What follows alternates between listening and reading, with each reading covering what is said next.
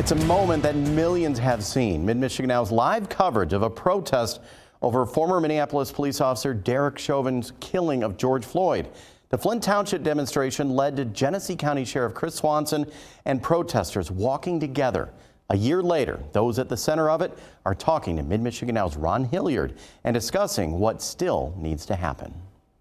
We walked with the crowd for hours, but it was right here that I watched the two sides encounter one another in a moment that's been described as tense. It was also right here that we heard those words that have echoed around the world. These cops love you.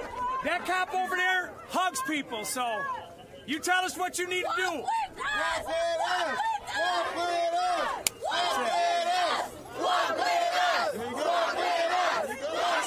But in that moment when they arrived, though, when there was that tension, what did you feel? I have never seen the level of anxiety between two crowds like I did that day.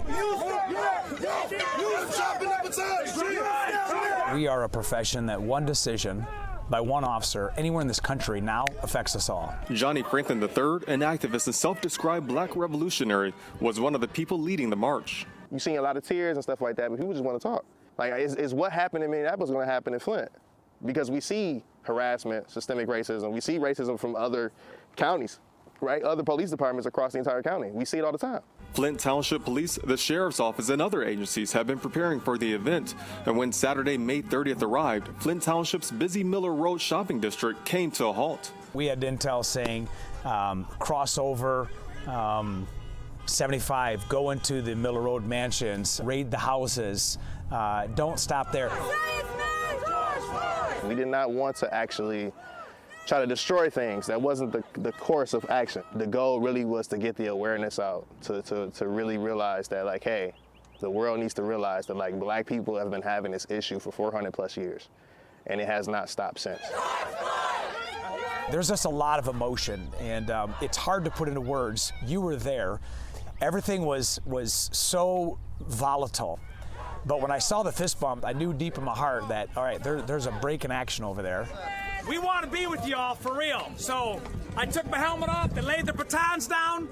I made the statement and the decision that was the best decision I ever made in my police career. If you'll expound on what's happened and what's changed since a year ago. Johnny and I have spoke to people all over the world. We've done podcasts together. We have started the Community Care Task Force. We've deputized people that are 20, 30 years from in prison from being convicted murderers as returning citizens to be county ambassadors. Johnny can call me anytime. When there's issues, we go back and forth. Your concerns were not necessarily directly with the Sheriff's Department. It's about your feelings about law enforcement in general. But what are your thoughts when you hear that? All those things are great, right?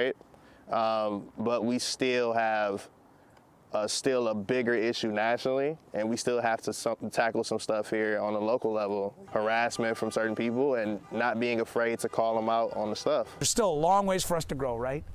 Long ways for us to get to where we need to get to, but we have shown that that moment was a moment that sparked a new way of dealing with people, both law enforcement and community. Protect, serve, and unify. Something is being done at least. You know, it could have been a whole different response on May 30th of 2020. It could have been a whole different thing. My charge to black people is, like, stand up for something or you're gonna fall for anything. Sheriff Swanson and Franklin say more than 40 organized protests in the region followed the May 30th march last year. To watch more of the interview and to see the recording of the Facebook live stream that captured the protest, visit midmichigannow.com.